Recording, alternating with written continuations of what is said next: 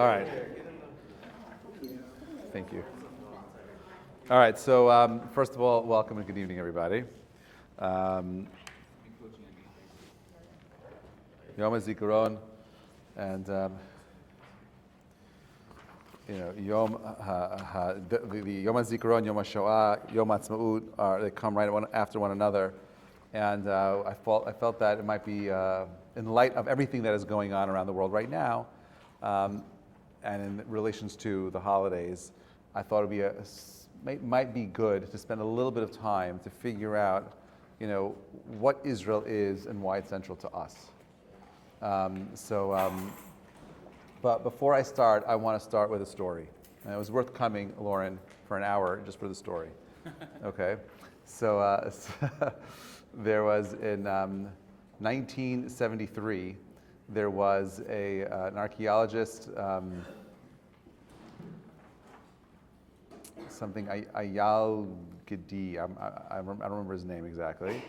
And he was reading up about Josephus and Josephus's works, and he ended up discovering that in the area of the eastern part, central eastern part of Israel, near this place called Masada, there should be this massive fortress, and exactly as stated by Josephus. Josephus wrote his works around about 2,000 years ago at the end of the Second Temple era, but he wrote a very descriptive expression of what was happening in this particular part of the world. This was a special fortress that was built by Herod.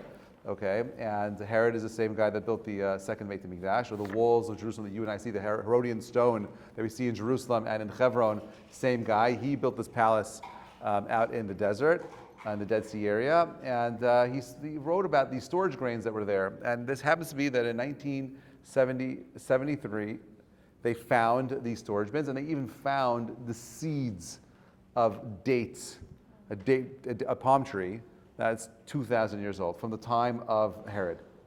So they took these seeds and they put it in the museum. You're going to find old seeds. What are you going to do with it? It's cool. Here are the seeds from 2,000 years ago. Sometime in 2005, there was a woman, she's a botanist, Professor Levy, and she thought it would be fascinating to see if they could actually plant these seeds and see if there's a way to revive these 2,000-year-old seeds. They dated the seeds. The seeds, are about. They work out to be around at the end of the Second Temple era, which fits very nicely with the story of Masada. And they figured, let's see what happens. Let's try to plant them. So they planted the seeds, and months pass, and eventually a little sapling breaks out of the earth. Okay. And it grows, and it grows and grows and grows, and they're like, holy cow, maybe we might have dates from a date tree from 2,000 years ago. But they were very disappointed, because the fact they had one miracle didn't mean they were going to have a second miracle. This was a male date tree, and it had all the pollen, but now it needs to get some pollination going. So they called this tree Mitzushelach. Right, Mitzushelach is the famous biblical character who lived for 960 years. Right, he's an old guy who lived the longest in the Torah. They gave this tree the name Mitzushelach. Okay, 2005, Professor Levy says, you know what? I got to find others. There's got to be some. I'm going to keep looking for seeds. Okay, she has an expedition. Okay, near the Qumran caves. Okay, which is where the Dead Sea Scrolls were found. And that same year, she finds palm dates, same seeds again. And they carbon date it. What's that? We don't know. You can't tell the gender, okay, by just carbon dating it. You have to plant it to figure it out. They don't know what it is. And you know what? Let's carbon date this. These seeds come from the end of the First Temple era. They're older than the seeds they found in Masada. Yes? So maybe we can finally find out when they talk in the Gemara or whatever about how they're... Wait. Anyway, wait. Anyway, they find these seeds. They carbon date it, end of the First Temple era, and it falls in the century where the Jews were exiled from their land, and may have returned, because in that same century they left and they came back. Remember, it was only 70 years they were gone, They found that these particular dates, originated in Iraq. They weren't local, which makes sense for the story. That means this could have been a Jew who was exiled, came back with these seeds from Iraq to Israel, in that region. They planted it, okay? And another miracle happens. Starts growing. And this time, it's a female tree. This is almost 15 years ago, okay? They took this female tree. Now they had this female tree. They took the pollen of this male tree, and they made some pollination action happening, okay? And 3 weeks ago, they had these massive dates, okay, that grew. There's videos of this. You could watch this stuff on YouTube of them making a shechiano, v'kimano, v'higiano lazman hazeh, right? And they made this bracha on these special dates, and they said that these dates taste like honey. Okay, they're oozing. They're massive dates that taste like honey, and it was just like this. And the professor Levy, who's there, she was saying that everyone was bawling. She's like the tears of joy of just having this during this time. It's such a profound experience and moment, because you have to understand that the idea of they tried to bury us and they didn't realize that we were seeds. Like we came back again. That's our story, the story of our people who, throughout the ages, have been thrown out of their homeland. Anti-Semitism, today is anti-Zionism. There's no question about it. They hated us before because of our religion. They hate us now because of our state. It's the same thing. It's the same people. No one was complaining about the 500,000 Arabs that were killed by Assad less than 10 years ago, right? And now they hate us for the day. So why is this thing so profound, and why I think this is a great introduction to this talk? Yechezkel, Hanavi, okay, had that vision where he came into the valley and there were the dry bones, right? And the word over there is ki avda tikva, that hope was lost. Hope was lost. That's the horrible expression for any Jew. Like, to be a Jew means, at your core, no matter what happens, I never give up hope. That's why you're here. You're here today because you come from people, from an ancestry of people that for thousands of years. That's the response, by the way. In the Hatikva, Od lo avda tikvatenu is a response to Chizkiyahu, who said avda tikvatenu, that our hope was lost, right? But he's saying it because he saw Jews who were dead, who were killed, and they're nothing but dry bones, just like those seeds were dry, nothing in them. Dry bones. And what does Hashem say? No, I'm going to bring them back. And the whole idea of the resurrection that we speak about in our Tefillot, in Shemona Esrei, right? The idea that Am Yisrael at some point will come back to life again, right? If you think about it, each of you are a bunch of seeds that have sprouted forth. It took thousands of years, but inside of you, you have the DNA of Abraham, Yitzchak, and Yaakov. You have the DNA of Sarah, Rivka, Rachel, and Leah. You have that inside of you. You have the DNA of some of the most compassionate, most beautiful people on the planet. When we talk about Kedusha and holiness, we talk about a place on earth. Kedusha is something profound. The holiness, we spoke about last week's Parsha, right? Kedoshim Tiyu, to be holy. Holiness isn't just a space. Holiness requires, it demands something of us.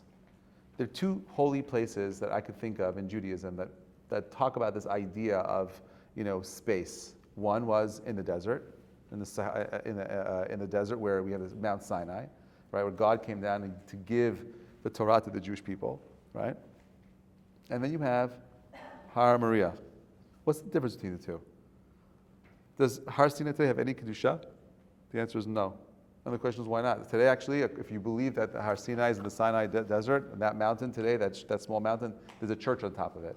The Christians took over that area. There's nothing holy about it today. There's no Kedusha. There's no Kedusha at all on the Sinai mountain. However, wherever we believe it is. We don't believe there's holiness there. The question is, why is there still Kedusha today on Har Moriah? There's no temple there anymore. You have a mosque there. You have two of them there. Why is there Kedusha there today? And I think this is the answer, and I think this is tied to the story that I told earlier. What makes Har HaMoriah unique is that Abraham goes onto that mountain. And for 3 days he's struggling as to whether or not he should sacrifice his son. For 3 days he's tormented with the idea that maybe I'm making a choice. How could I make this choice to sacrifice my son when I've been preaching for so many years that child sacrifice is immoral? And he struggles with it, and he overcomes it. And eventually he brings his son up there, but he doesn't sacrifice him. The pasuk says, Kedoshim Tihiyu. Right? What does that mean? How would you translate those two words? What? You should all be holy. Kedoshim Tihiyu. You should be.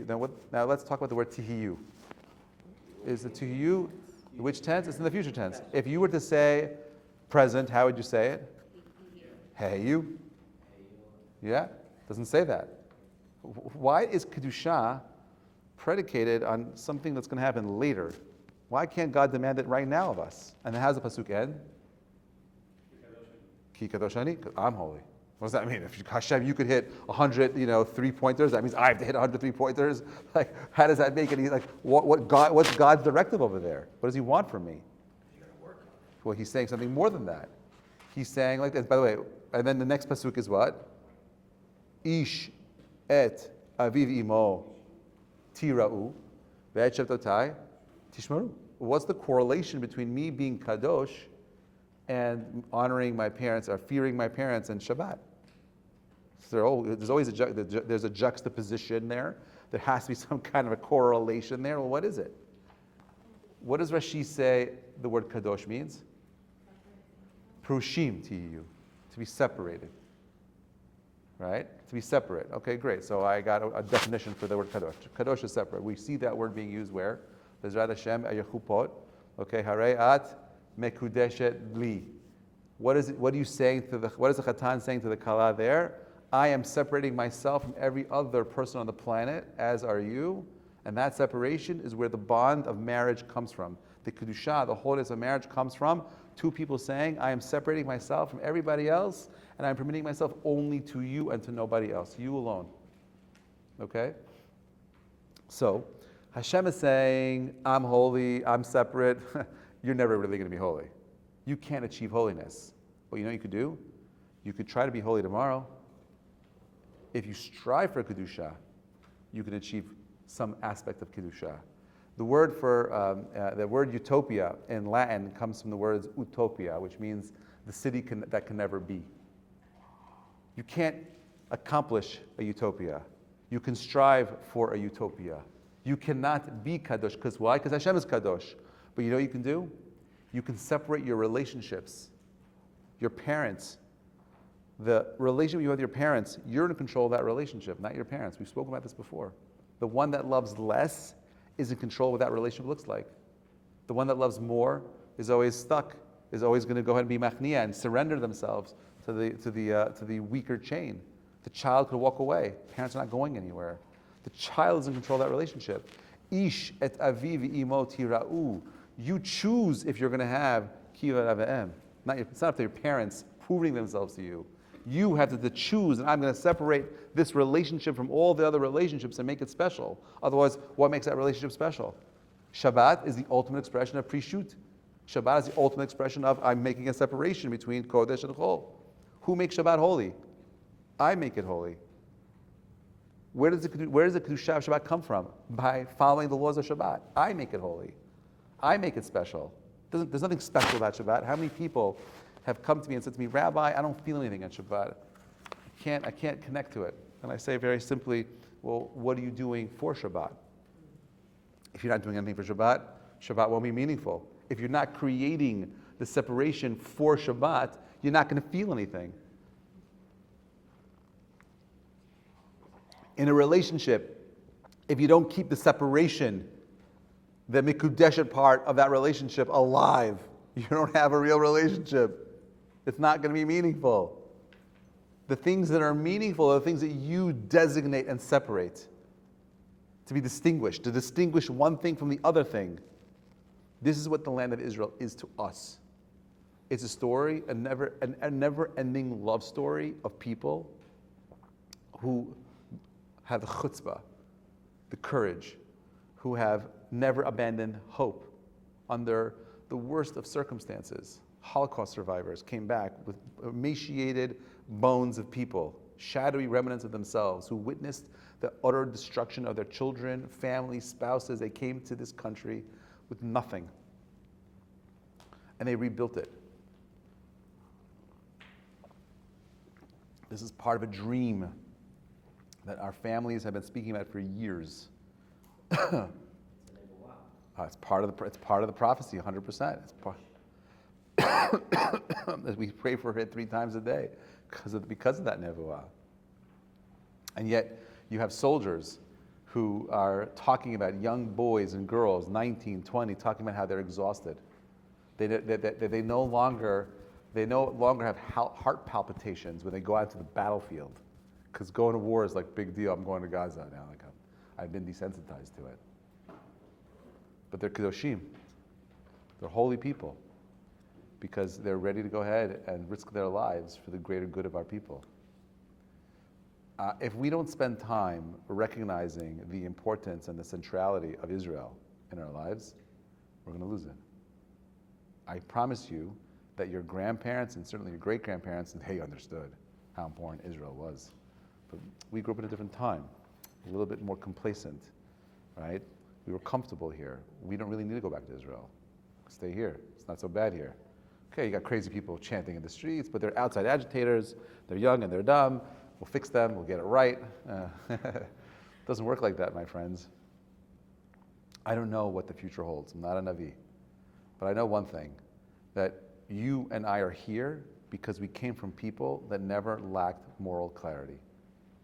At the core, they knew what it meant to be a Jew. And they never stopped believing in the story of one day accomplishing something crazy and profound. I don't know how it turns out in Israel. I don't know where it'll be better here or there.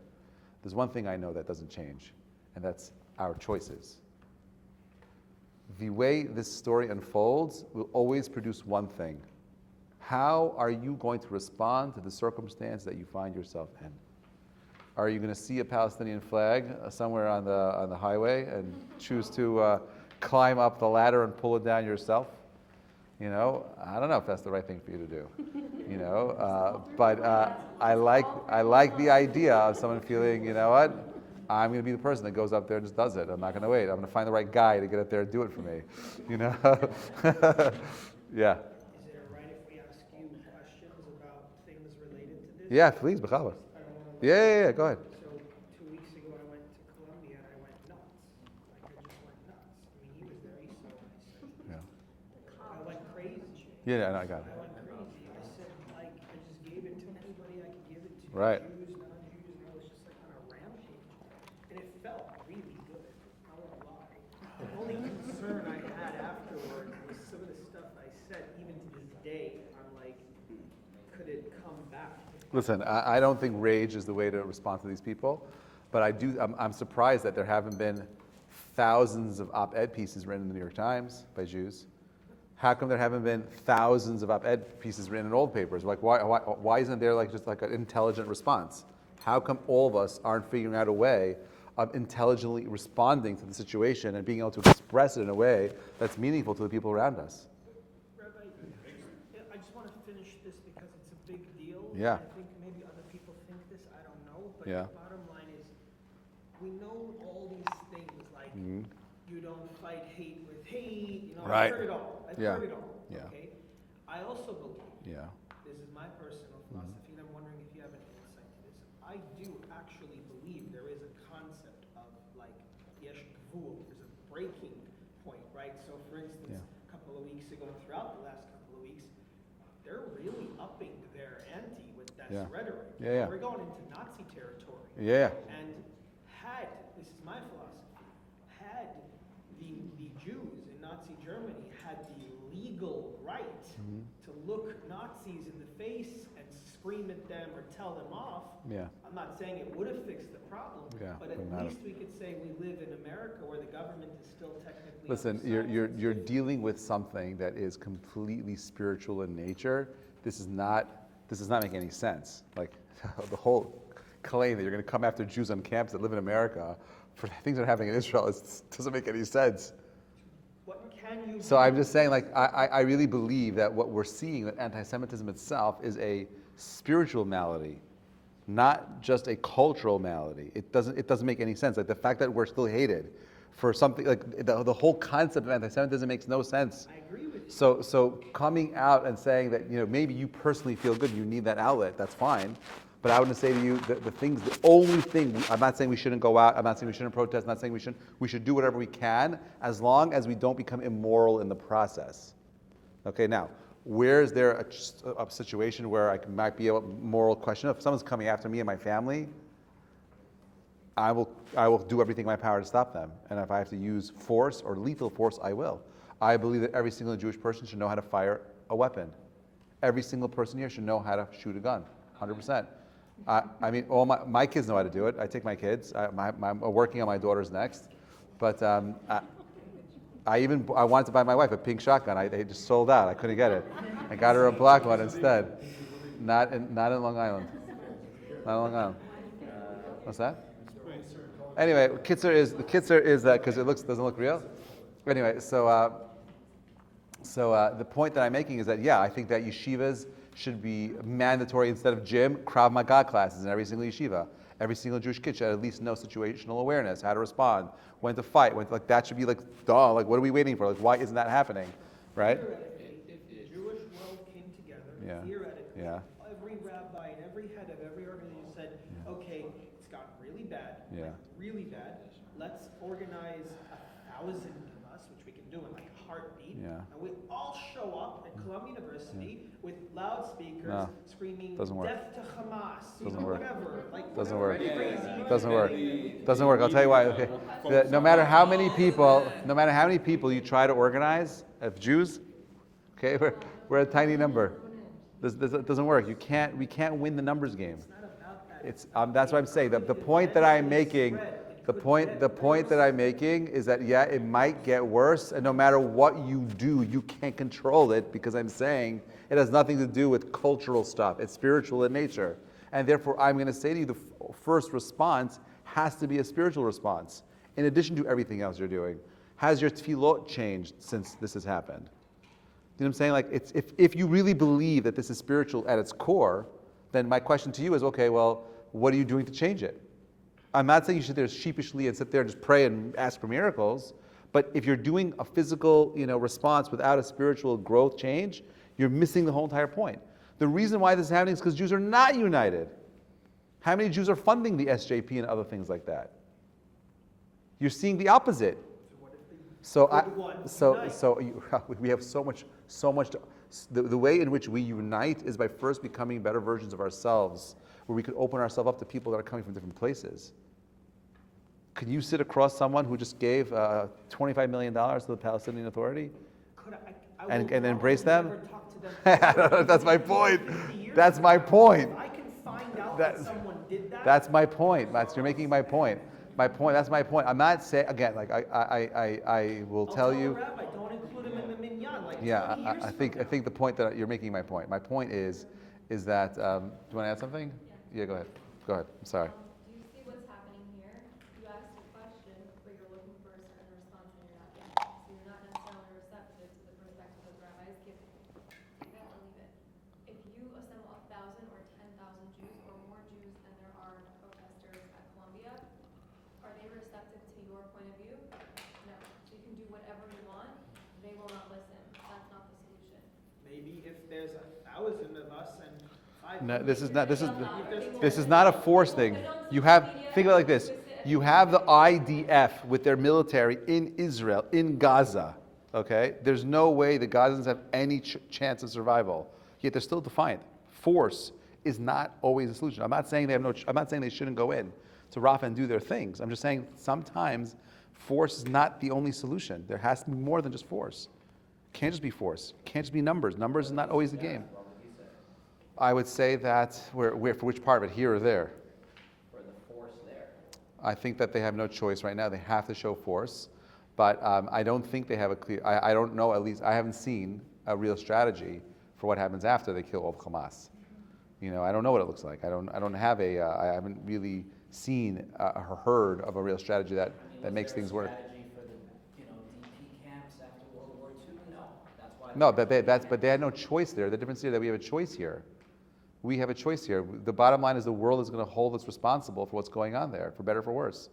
That's just, it's a double standard. So now, if we and we want to play by those rules, we have to play by those laws. So if we're going to play the game, and we're so smart, then let's have a real solution to the problem. Do we really want to play by the rules of the game? Yes, yeah, we have to play by the rules of the game. Well, since when has anyone who played by the rules of the game Yeah. in history been victorious? Or was it always people that said, I'm here, you're out, Yeah. look at America. No. You have a bunch of college students Yeah. on campus screaming about ethnic cleansing while they stand on grounds they stole from indigenous people. Right. And Oh, that's oh, what they're doing. they- They're white kids that can't deal with their own conscience, so let's gaslight and project them. So Yeah. honestly, where do you just say that, I'm really sorry you feel that way, but I'm going to do me? So listen, there can be a scenario. They could just say, screw this. We're going to go ahead and napalm all of Gaza and finish, and we'll see what happens. No, I'm saying that's the best way. Just napalm. There's no nuclear issue. You just burn it, set everything ash, fire and brimstone, and you're done. You'll burn all the tunnels, take everything, melt everything away. Okay, like Sodom and Gomorrah. Just sodomize, just burn the whole, wipe it off the map. Okay, you could do that, and then deal with the whatever genocide, whatever. I don't know that. I think that the world has changed post World War II, and since we live in a global, international community now, the rules of war and engagement have changed. So while that may have been true, brute force, before World War II, the world doesn't work like that anymore. And you're right, it's an unfair game, and it's landed against us. Why are we in that situation? I believe so that we can create a Kiddush Hashem. I have an issue with some of the way that our government officials spoke about post-October 7th and their response. I don't think they made The U.S. government? No, the Israeli government. I mean, there were things that they said that were stupid. Like what? Like, we're going to kill them and we're going to cut their water. Like, they're just It's like, sound bites they're from just the whatever it is that you're going to use. Like, you just be smarter. Like, you're supposed to be smarter, right? So there were stupid things that they did, Netanyahu and his government. I'm not bashing him. I don't know enough about the politics to tell people what to do with their governments. But I know that they made some mistakes. And even the Israeli army, they did things that I think were not part of Kiddush Hashem, going into mosques and spray painting things like Am Yisrael Chai and parading the inappropriate clothing of these people they left behind. These are not the behavior of a moral army. So on the one hand, while I do think there has to be a response, I would love to see a response that is completely aligned with the values that we as Jews aspire to project. I don't think that the response was like what you're saying, parading around, intimate clothing of Gazans or whatever it is. But on the other hand, and I'm not absolutely justifying it because I think it's totally wrong. But what's the scary part is that you're dealing with 17, 18-year-olds that are doing it. But why are they put in a position to have to go to war in the first place? You're not talking about adults. That's the scary part. Anyone that you saw in those videos, those are not Miluimniks. Those aren't. I know what they are. I know what they are. Again, I I understand that. I totally get it. You're right. Listen, I have family members. I have young family members that are in the army. I know what they're going through. I know what they speak about when they come home to their parents, the things they saw, the things they're dealing with. Watching your best friend get hit by a bullet right in front of you, drop dead. Opening a door getting out of a Jeep and watching your friend get killed. It could have been you. You switched spots with him because he was feeling nauseous. Like stuff like that is happening every single day. So I'm just saying I got it, but I'm not, again, I don't have the point that I'm making again is that I really believe that we're in the situation because of spiritual reasons. Right? What's happening in Israel is not just a political battle. It's not because of borders and boundaries. There's something spiritual in nature, and that's why we are where we are. Yes? On the same lines of what you're saying, Purim, I had this big question to a rabbi. I asked him, Hashkadosh, this is somebody who hated us, who Yeah. killed us and exterminated us. This is the same guy who, after Haman died, he promoted Mordechai and brought him up to. How did the same guy do this? How is it possible? So he said, and I will apply to what you're saying here, is that it's like a button. God chooses when Yeshua Hashem keheref ayin. Right. So he decides when to put the button on. When we're united, he'll turn it on. When we're not united, he needs to turn it on and Right. make us united. And now Right. this is answering. Right. I mean, it's hard to right? it's really, I feel that in my heart that this is for us to learn to get better in order for this situation to get better. And that's the only way. Mea chuz, I agree with that, yeah. So would you say that there was a stretch of time in the last 78 years in which there was unification or there was Kiddush Hashem happening and then we ruined it? Like, can we say that there was a turning point? I don't know. I don't know if I could say that. I do know that Israel, pre-October 7th, was very close to having a civil war. That there was so much infighting happening in Israel. And that unfortunately, It's also the October... Golan, it's not I'm just saying, like, it's not only in Israel, it's here also. You know, like we're divided here, we're divided there, we're divided everywhere. We haven't figured out a way of coming together and coalescing and seeing the beauty and the value of every single Jew. We still talk about chitzoniyut as issues. Oh, look what that kid is wearing, look how they're speaking. We can't see the value of a human being. We don't see the Tzelem Elokim.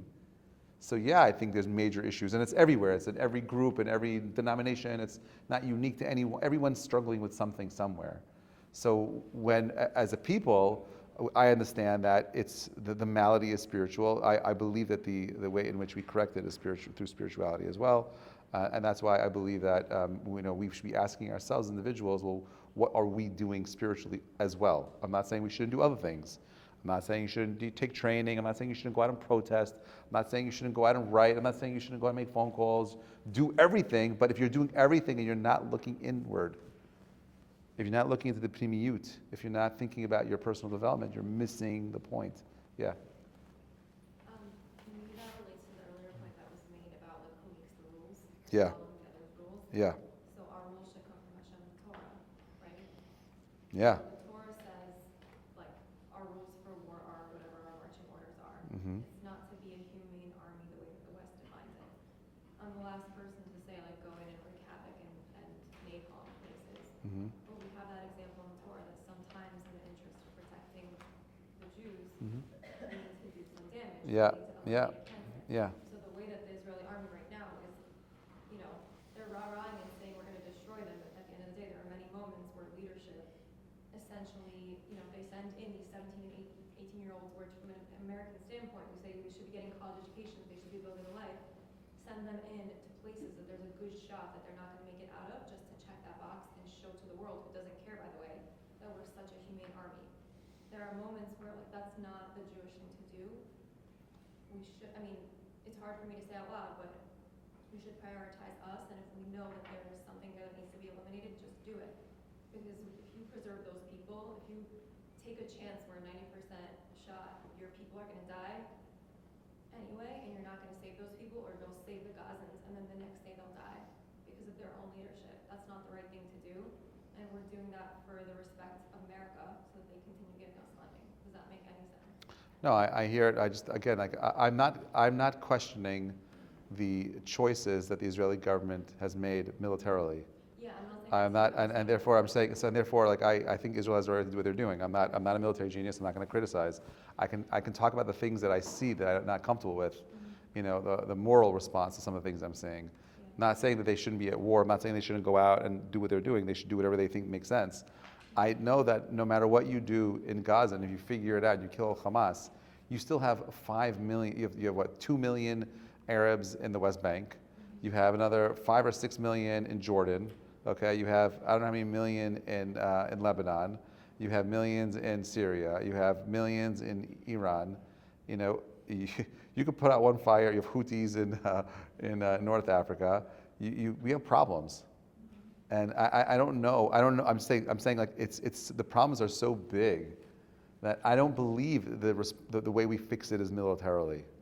I'm not. That's what I was saying. Is that Is that if you look back on Judaism over the ages, every single time the Jews were victorious, starting with Malchut Yehuda, Yeah.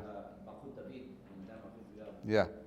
it was always when Jews stood up for themselves. And Right. It's interesting, you see this week, like Bibi Netanyahu never allowed in history a photo of himself wearing tefillin. Yeah. Right? Why did he? Because of the famous quote, "V'yirau kol amei haaretz kishem Hashem nikra lecha v'yaru." When Right. the nations of the world will see my name upon your head, they will fear you. Right. And it's pretty telling that a prime minister who's been in political life his entire life and is in his 70s now allows a photo like that to go out. It's telling because again, are we playing by the rules of the West? Because if you're showing, if Israel plays, listen, where it's so easy to forget that there were so many small wars over the last, there was Sohetam, there was many wars that happened in the last 10, 15, 20 years that, they put out the fire quickly and quietly, but ultimately led to the demise, like to where we are right now. So again, if you're playing on someone else's rules, whatever, but also coming back to something else you said about the externalities and what you're looking at with Israel today, like today was Yom HaShoah, right? They had Yom HaZikaron. Yom HaZikaron, thank you. They had in Brachat Sultan, the Sultan's Pool, they Sure. had the annual commemoration, and they had Avram Fried, who's a Hasidic superstar, get on stage with his beard and his hat. They stopped the entire orchestra, and he stood with an a cappella group and sang Alekatan, his song, which I've never seen that in Israeli history, to actually honor the religious population. That although it is Yom HaZikaron, we understand that you keep Omer, and you can do the song this way. And to invite a guy that sporting a full Chabad beard and come on stage, I think that ultimately, when you're looking at the bigger picture, we're doing things pretty right. Yeah, I think that there are elements of it that we're trying. I'm not saying we're not, but that we have a long way to go. And of course there are elements that we're getting it right. And there are plenty of parts of the society where there are rabbis who are super proactive, about, supporting the tzahal and the government, and including the idea of even having boys in yeshiva go to the army. It's not just a monolithic, conversation where it's just one way, yes or no. We're complicated as people. Again, the point that I'm making is that I think a simple one, and maybe it's overly simplified. That what we got to do everything we can with what we have, with whatever resources we have, with whatever abilities we have. But again, if our response is only a material, physical response, we're missing the point. That's all I'm saying. So while we're sitting here thinking about Yom HaZikaron and Yom HaAtzmaut and Israel, I think it's important just to be mindful of what it is that we're fighting for. There is something profoundly special about the land of Israel that, as Jews, could only happen in the land of Israel. Nevuah is something that only happens in the land of Israel. There's a Jew that lives in Israel has a certain spiritual connection to the land. We all feel it. When you're there, you know what I'm talking about. I can't put it into words. There's a connection that it cannot be described in words. Words limit that connection to the land of Israel. No human being can understand what that is exactly. And we are willing to go to the 10th mile to push, to actualize the dream of making Israel, a home for Am Yisrael. No question about it. But if we're not rooted in spirituality, if it's not rooted in Torah, it just becomes like any other land. And I don't think our ancestors fought for a piece of any other land. If we were just looking for a land, we could have gone to Uganda. They have awesome white water rafting there. They have great real estate. You could have built a nice beachfront property there also, and you're okay. You're good. You could have been okay there. It could have been great. Uganda could have been a great place, and that would not have changed the anti-Semitism that existed in the world. They would have called us colonizers there. Okay, it would have been the same exact problem. At least it's happening in Israel today, right? But nothing happens in a vacuum. Everything around us happens for a reason. Okay, just to go back again, we believe that there is a God. We believe that He created the world. Okay, we believe that He created the world with a purpose. Okay, the first Rashi in Bereshit says that the reason why the Torah talks about Bereshit, is because he says, "Ba'achat hayamim, umat ha'olam," the nations of the world are going to come and say, "Listimatem," that you stole these lands. This is Rashi. He wrote this almost 1,200 years ago. Okay, 1,000 years ago. He says it straight out. Rashi says, I'll show it to you inside already since we're here. What is it, number 6 already? You saw it? Look at number 6, page number 2. Rashi says in the beginning, right, of God creating the heavens and the earth, Rabbi Yitzchak said, God only needed to begin the Torah from Chodesh Zelechem, because of the first commandment which the people of Israel were commanded. Meaning, if the whole purpose of the Torah itself is a book of laws, then tell me the first halachot, tell me the laws, don't tell me the stories. I don't need the stories of Bereshit and Shemot. Just tell me HaChodesh Zelechem, the first mitzvah. Okay? So what is the reason he began the book of Bereshit? Because he wished to convey the message of the verse, the power of his acts are told to his people to give them the inherited land of nations. So that if the nations of the world will say to Israel, this is prophetic, ready? You are thieves, for you have conquered the land of the 7 nations who inhabit the land of Canaan. Israel will say to them, the whole earth belongs to the Holy One, blessed be He who created it, and He gave it to the one found proper in His eyes. By His wish, He gave it to them, and by His wish, He took it from them and gave it to us. The whole world belongs to Hashem. He chose to give it to Am Yisrael, and that's why we have it. That's the only reason why we have it, yeah. Kind of heady question. Sure. Is there any other religion that is this tied to a piece of land? I'm not sure I can think of. Well, you could say that Islam is tied to like Mecca, but not Israel. There are religions that are tied to, they have pilgrimages and so on and so forth, but no, there's no ancient group of people that's 3,200 years old, and no one has it like that. No one has it like that. Native Americans are very big on ancestral land. Yeah, but the Native Americans think of the land as a god for them. They have a whole different relationship to the land itself. They don't believe you could actually sell land ever. The whole purchase of Manhattan for $24 to them, like the idea that you would forever own something, that concept does not exist in their lexicon. Also, their connection to their land is only because they lived there. If they had lived in Uganda, they'd be connected to that. Correct. Their ancestors are there. It wasn't given to them, they don't claim it was. What's the connection here to prophecy? To this Rashi, Yeah, or meaning Rashi is saying that there's going to be a time where the people of the world are going to come back to, we know that God is going to bring us back to the land of Israel.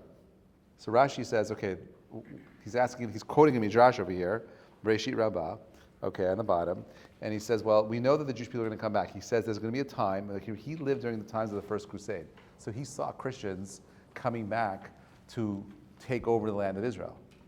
So he's fast forwarding in time. He's like, okay, at some point we're going to go back to that land. The people, the locals, are going to say, we're thieves. We stole the land. So he's saying that the whole purpose of Bereshit itself is to remind you that there is a God that created the universe with a purpose and a meaning. And everything belongs to Him. He is the ultimate designer. He chooses who this land belongs to. He ultimately has to say it's us. And this is where it's complicated. Because while we are in Israel today, there are shittot that say you cannot take Israel by force. Right? So how do you manage those things? On the one hand, we want to be there. How far can we push? Can we really push out the Arabs out of Har Bayit? Can we start building the Beit HaMikdash? It's complicated, not so simple. I don't know what the right answer is. I know we need to be there. I know we need to defend ourselves 100%. How far we go, I don't know. If I would feel more comfortable if we had a Navi who says, yeah, these people are Amalek, and then I could go ahead and not care about the rules of the world and go ahead and wipe out all of Amalek and be happy with fulfilling the mitzvah of Amalek. That becomes my moral compass. I don't have that right now, so I don't know what to do. So there's a whole chapter in the Torah that describes how you test a Navi. There's a whole process of testing him, proving himself, and so on and so forth. You don't just accept some guy takes off his clothing, pulls out his robe, he unveils himself, he says, I am here, and I am. It doesn't work like that. He has to have very specific things he has to predict, he has to say it, we have to test him, he has to be a scholar, he has to be accepted by everybody. Until that happens, there's no nevuah. Okay? Yeah. All Jews except the same person. That's Yeah. Yes. Yeah. You said we can only have Nebuah and Eretz Israel. Hmm? Moshe, Aaron, Miriam, Yosef, they all had it in Mitzrayim. Yeah, there are exceptions. Those are exceptions. Yes. There are other examples of people having a lower level of nevuah, but that was exception because it was part of the redemption. Yeah. So I know the Rabbi says a lot of stuff. Yeah, he does. He says if you meet someone, Jew or non-Jew, and they start talking about the whole Israel-Palestine thing, Mhm. he says just, right, I don't know if I'm getting it right, he says something like, just tell them it's ours because the Bible says so, right? Mm-hmm. So my question is, do you personally think that that's a smart way to approach this topic if you do speak to a non-Jew or like a very secular Jew and say, that's our land because the Bible says? No, I don't think that's a smart way of saying it because most non-Jews today don't believe in God. It could have been a smart thing to say 50 years ago. But because today atheism is the new philosophy and they have this new progressive ideologies that does not incorporate God into it, then no, that's not a good response to them. You could say something like, I think that all of this is ultimately a conversation. Do we believe in God or not? Right? You just look at the human ear. The fact that your ear folds the way it does, You know, that 1/3 of people have earlobes that are attached to their face, and 2/3 have them that are not attached, right? And does it really matter or not? I don't know. But like the way the ear folds is so perfect that it's able to absorb sound. And then you have these 3 little bones in your ear that act like a drum that will take the waves in the air and then convert it into vibrations in your head. And then that will somehow translate itself into words and sentences and ideas. Okay, it's almost as if, however this happened from an evolutionary perspective, Ki'ilu knew that there's something that sound existed and the way in which you had to get it is this way. It doesn't happen accidentally. It doesn't work like that. There's a clear designer in the world. What's happening around you should be a constant reminder to you that there is Hashem running the show. It has to become real to you. The Torah is not an ancient book that is irrelevant. It is relevant to us today. It's real. What are you doing about it? Right? That's for me what this is about.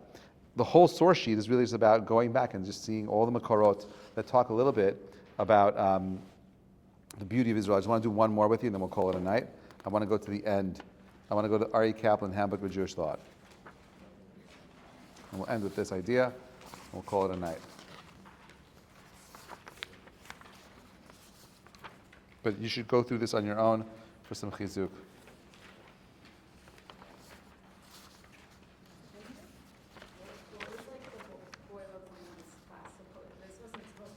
No, this wasn't. The point of my class was to really kind of go through the relationship and why Israel is so central to us as Jews. But we kind of accomplished that through some of our conversation. But look at the end, the last page. One of the most important traditions regarding the Messianic era concerns the ingathering of the diaspora and the resettlement of the land of Israel. There are numerous traditions that the Jewish people will begin to return to the land of Israel. He wrote this is Ari Kaplan, in 1982. Okay? No, sorry, 1980. This was written in 1981. One of the most, okay, so he says that there are numerous traditions that Jewish people will begin to return to the land of Israel as a prelude to the Messiah. The ingathering will begin with a measure of political independence, okay, and according to some, with permission of the other nations. As the holiest spot in the land of Israel, Jerusalem is the most important city that must be rebuilt there.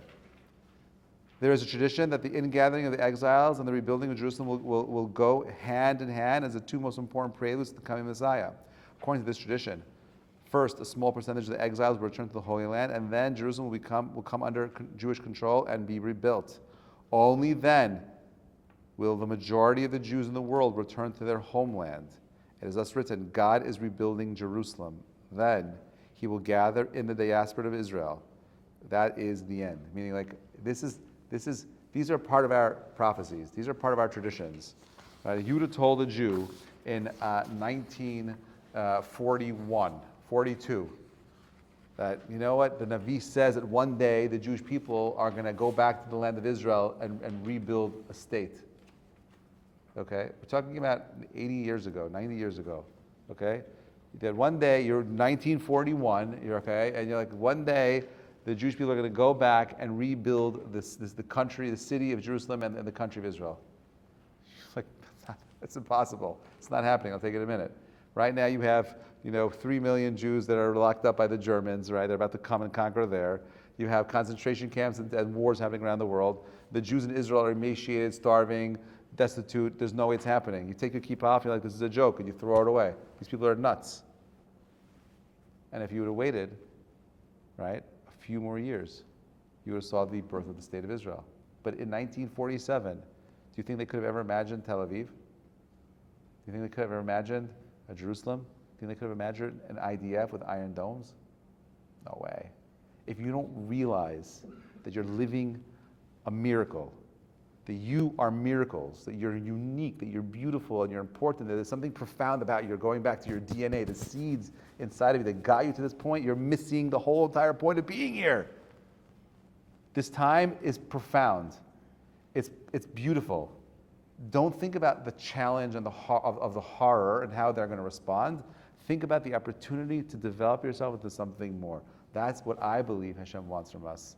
And that is how we're going to end. My bracha to each of you is you recognize that you are old seeds, that you're here with a beautiful mission, and that each of you have fruit that you're supposed to impart into this world. When you embrace the miracle of your essence and your being, we will bring the Yeshua one step closer to ourselves and to the world around us. What do you want to say? Just a question about like Yeah. Mashiach comes. Sure. So it feels like we're all going to go to Israel after Mashiach, but I was just curious like what happens to like the rest of the world and the rest of the nation. She wants to know how to deal. What happens to you? Um, No, like what happens to all the other nations? What happens? So no, so the only thing there's different opinions, obviously, but if you want to go with the most practical one, you go with Maimonides. And Maimonides basically says there's nothing magical and mystical that happens in Mashiach. The only thing that happens is that everyone has a recognition and awareness that God is true, the Torah is true, and the Jewish people are chosen people. So everything continues. We keep buying Teslas. We keep trying to get Elon Musk to get us to Mars. Nothing changes. It's just that we have a clear understanding of what our role and our mission is here. Conversion closes at some point. We can't convert anymore to Judaism. Is this clarity only for the Jewish people? No. It's a global clarity. You become a Mamlechet Kohanim. You become, I ran my first trip to South Africa in 2011, and I was in Cape Town. And I'm walking in Cape Town with my kippah, by that mall area that we were visiting, outdoor mall area. And I see, I'm from Brooklyn, so when I see someone of color running, that's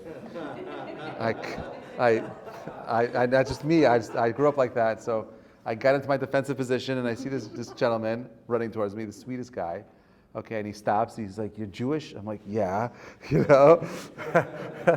And he gets down on his knees.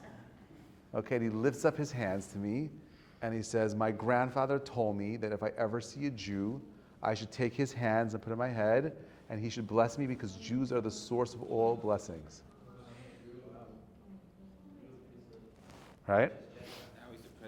No, he's not. He's not in prison. So I gave him a bracha. I gave him the bracha of the Kohanim. Yivrach Hashem Yishmerecha.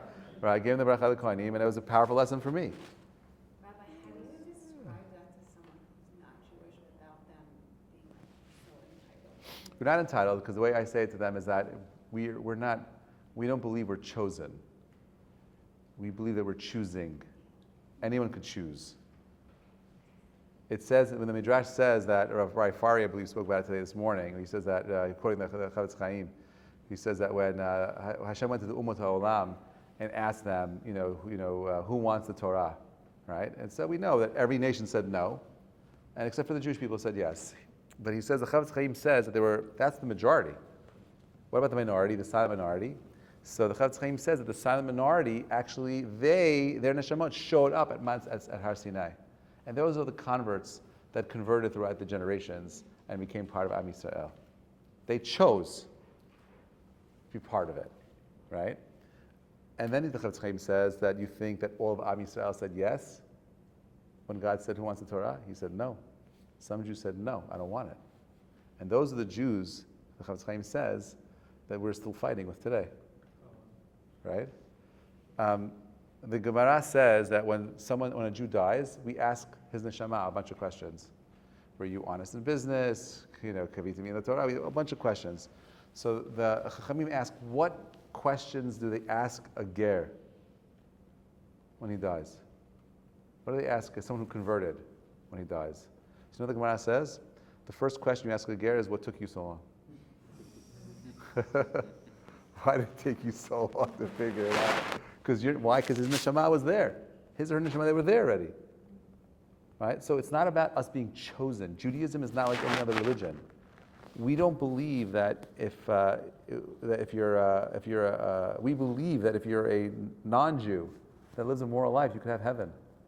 We're the only religion that does that. Christianity and Islam, if you don't convert, purgatory, you're in hell forever. Not only that, we don't encourage. And in addition to that, we don't encourage for that reason because we want it to be your choice. So my argument is, you're making a mistake. You think we're chosen. We're not chosen. We're choosing. The Torah is a system of moral truths that we choose to live by. People don't understand that. And it's hard to explain. So I would say back, we're not chosen. We don't believe we're chosen. We're not special. We're choosing. That's it. When you say that you were chosen and you were given You could say that also. That just makes it harder. I think that's the best response. They could hear that. Like, oh, that's a good point. You're choosing. You know, it's just like, I know. But that just again, that makes their point a little bit.